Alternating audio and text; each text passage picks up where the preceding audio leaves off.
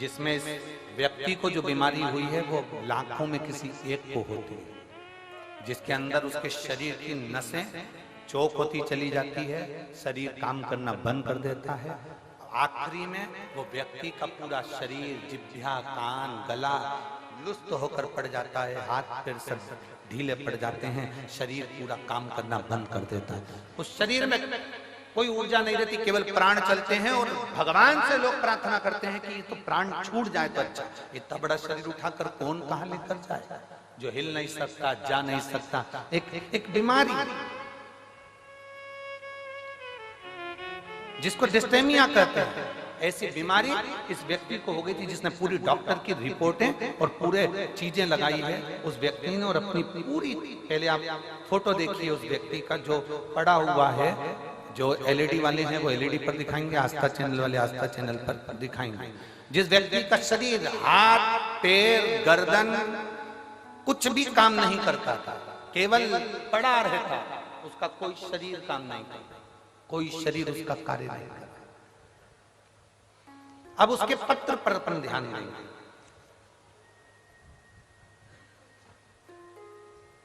मेरा नाम अजय कुमार मेहता है, मैं फतेहाबाद हरियाणा का निवासी हूं। कहीं बैठे हो तो हाथ हिला सकते हैं।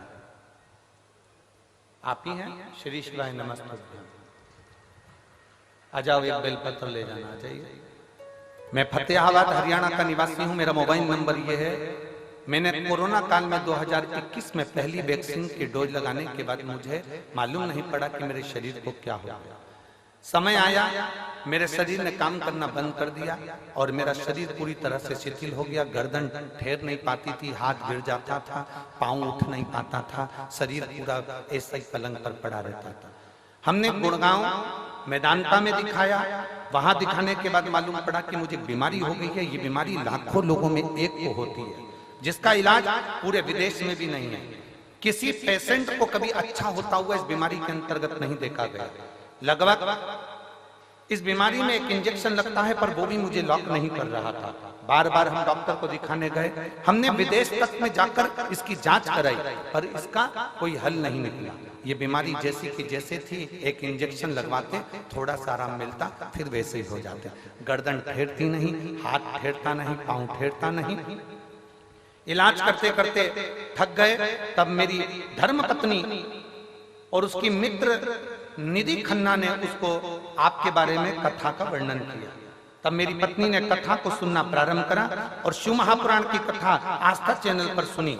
आप कहते हो आसन लगाकर कथा सुनने का फल क्या होता है, मैं बताता हूं। जिस पांव और हाथ से मैं काम नहीं कर पाता था, जिस गर्दन को मैं उठा नहीं सकता था, आज बाबा की कृपा से मुझे ठीक होने में केवल शिव की कृपा थी। डॉक्टरों ने कह दिया था इस बीमारी का कोई हल नहीं है, कोई इलाज नहीं है। हम कई बार विदेशों पर गए पर कोई हल नहीं निकला। तब आखिरी में पशुपतिनाथ का व्रत शिव जी पे चढ़ाया गया, 1 लोटा जल और 1 बेलपत्र ने ऐसा कमाल करा कि डॉक्टर को जब फोन लगाते थे तो डॉक्टर सोचते थे कि ये इंजेक्शन लगवाने आएगा। हमने दूसरी बार डॉक्टर को फोन लगाकर कहा, डॉक्टर साहब ने पूछा क्या हुआ, तबीयत ज्यादा तो नहीं हो गई? तो हमने कहा अब हम पूरी तरह से ठीक हो गए हैं। कैसे? आश्चर्य की बात है, डॉक्टर भी आश्चर्य में था विदेश का, जिसने कहा कि ये हो ही नहीं सकता, ये बीमारी कभी ठीक नहीं हो सकती। तो डॉक्टर भी आश्चर्य में पड़ गया जब हम चलने फिरने लगे और अपनी गर्दन भी ठहरने लगी। हम बाबा की कृपा से ठीक हैं, हमारा फोटो भी लगा रहे हैं और हम कथा के मंडप में भी आए। आइए, श्री शिवाय नमस्ते।